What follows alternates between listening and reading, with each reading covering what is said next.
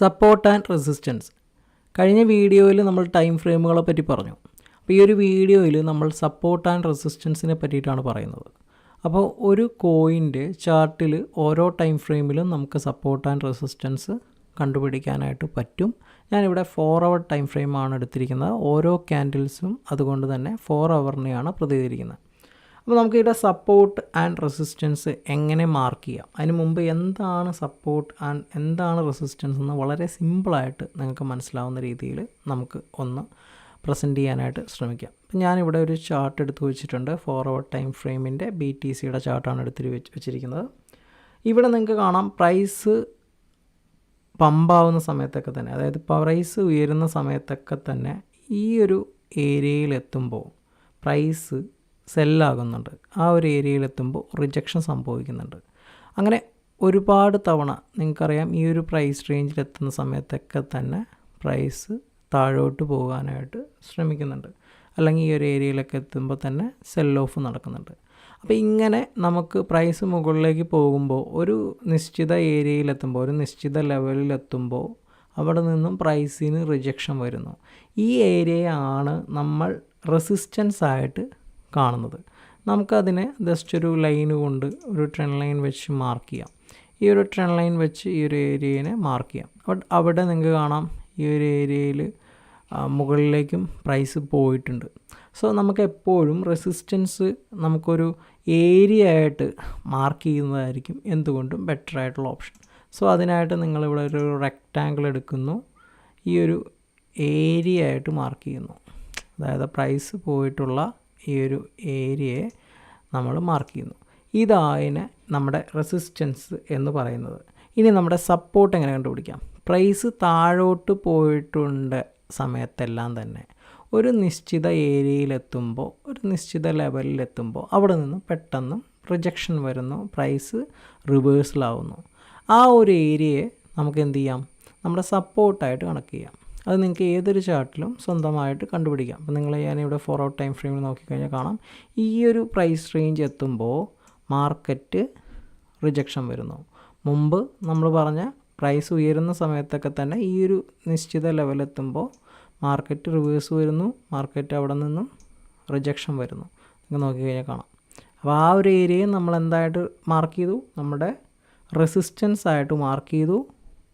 Price താഴേക്ക് വരുന്ന സമയത്ത് ഇതുപോലെ ഒരു നിശ്ചിത ലെവലിൽ എത്തുമ്പോൾ നമുക്ക് റിജക്ഷൻ വരുന്നു, റിവേഴ്സൽ വരുന്നു. ആ ഒരു ഏരിയയെ നമ്മൾ എന്ത് ചെയ്യുന്നു? സപ്പോർട്ടായിട്ട് വരയ്ക്കുന്നു. അപ്പോൾ നമുക്കിതുപോലെ ആ ഒരു ഏരിയയെ ട്രെൻഡ് ലൈൻ വെച്ച് സപ്പോർട്ടായിട്ട് വരയ്ക്കാം. ബട്ട് എന്തുകൊണ്ടും നമുക്ക് ഒരു സൂണായിട്ട് വരയ്ക്കുന്നതാണ് എന്തുകൊണ്ടും നല്ലതായിട്ടുള്ളൊരു കാര്യം. സോ ഞാനിവിടെ നിന്നും ഒരു റെക്റ്റാങ്കിൾ എടുക്കുന്നു, ഈ ഒരു ഏരിയ ഇതിൽ മാർക്ക് ചെയ്യുന്നുണ്ട്. ഓക്കെ, അപ്പോൾ നമുക്ക് റെസിസ്റ്റൻസ് ആൻഡ് സപ്പോർട്ട് ഏരിയാസ് കിട്ടി. ഈ ഒരു ഏരിയ നമുക്ക് ട്രേഡ് ചെയ്യാനുള്ള പ്രൈസ് റേഞ്ച് കാണിച്ചു തരികയാണ് ചെയ്യുന്നത്. നിങ്ങൾക്ക് ഏതൊരു ടൈം ഫ്രെയിമിലും ഇത് ചെക്ക് ചെയ്ത് നോക്കാവുന്നതാണ്.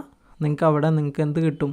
ട്രേഡ് ചെയ്യാനുള്ള ഒരു പ്രൈസ് റേഞ്ച് ഈ ഒരു റെസിസ്റ്റൻസ് ആൻഡ് സപ്പോർട്ട് നമുക്ക് കാണിച്ചു തരുന്നു. അപ്പോൾ ഈ ഒരു റെസിസ്റ്റൻസ് ആൻഡ് സപ്പോർട്ട് ഏരിയയെ നമുക്ക് ഈ രീതിയിലും കൂടെ പറയാം.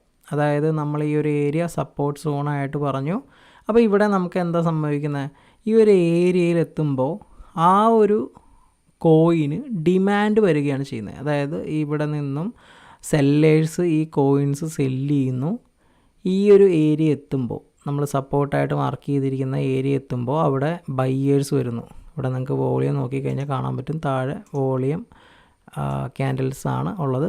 ഇവിടെ നിങ്ങൾക്ക് നല്ല രീതിയിലുള്ള ബൈ വോളിയം വരുന്നതായിട്ട് കാണാൻ പറ്റും. അതായത് സെല്ലേഴ്സിനേക്കാൾ കൂടുതൽ ബയ്യേഴ്സ് വരുന്നു. അതുകൊണ്ട് പ്രൈസ് ഇവിടെ നിന്നും പ്രൈസ് ഉയരുന്നു. വീണ്ടും നമ്മളുടെ റെസിസ്റ്റൻസ് ഏരിയ, അതായത് നമ്മുടെ സപ്ലൈ സോൺ എന്ന് പറയുന്നു. കാരണം ഈ ഒരു ഏരിയയിൽ നിന്നും വാങ്ങിയവരെല്ലാം തന്നെ നല്ല പ്രോഫിറ്റിലാണ്. ഈ ഒരു സപ്ലൈ സോണിൽ എത്തുമ്പോൾ സെൽ ഓഫ് ഉണ്ടാകും.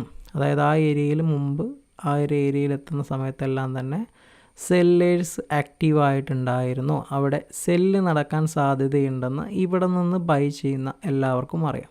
സോ അതുകൊണ്ട് തന്നെ അവരും ഈ ഒരു ഏരിയയിലെത്തുമ്പോൾ സ്റ്റോപ്പ് ലിമിറ്റോ അല്ലെങ്കിൽ ഈ പറഞ്ഞ സെൽ ഓർഡേഴ്സോ ഇട്ട് വെച്ചിട്ടുണ്ടാവാം ആ ഒരു ട്രേഡിൽ.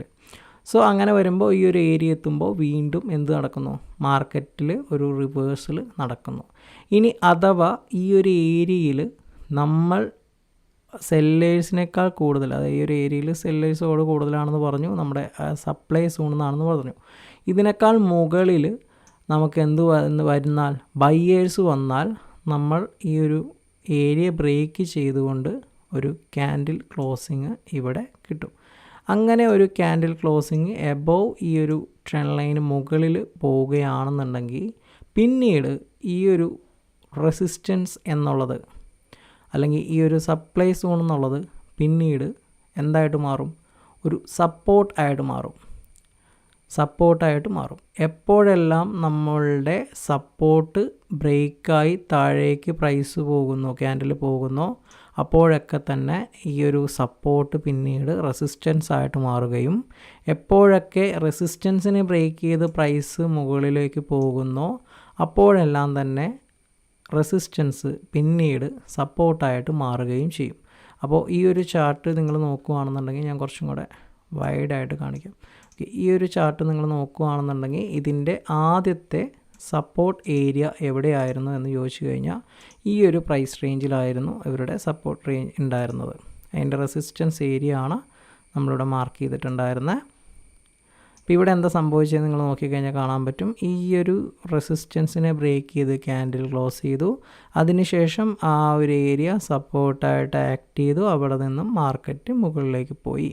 അപ്പോൾ ഈ ഒരു ഏരിയ റെസിസ്റ്റൻസ് ബ്രേക്ക് ആയതോടുകൂടി പിന്നീട് ഈ ഏരിയ എന്തായിട്ട് മാറി, സപ്പോർട്ടായിട്ട് മാറി, പുതിയ റെസിസ്റ്റൻസ് ക്രിയേറ്റ് ആയി. അപ്പോൾ ശ്രദ്ധിക്കേണ്ട കാര്യം ഇത്രയേ ഉള്ളൂ, ഓരോ സപ്പോർട്ട് ബ്രേക്ക് ആയി കഴിഞ്ഞാൽ, താഴേക്ക് സപ്പോർട്ട് ബ്രേക്ക് ആയി കഴിഞ്ഞാൽ പിന്നീട് അതൊരു റെസിസ്റ്റൻസ് ആയിട്ട് മാറുകയും റെസിസ്റ്റൻസ് ബ്രേക്ക് ചെയ്ത് കഴിഞ്ഞാൽ സപ്പോർട്ടായിട്ട് മാറുകയും ചെയ്യും.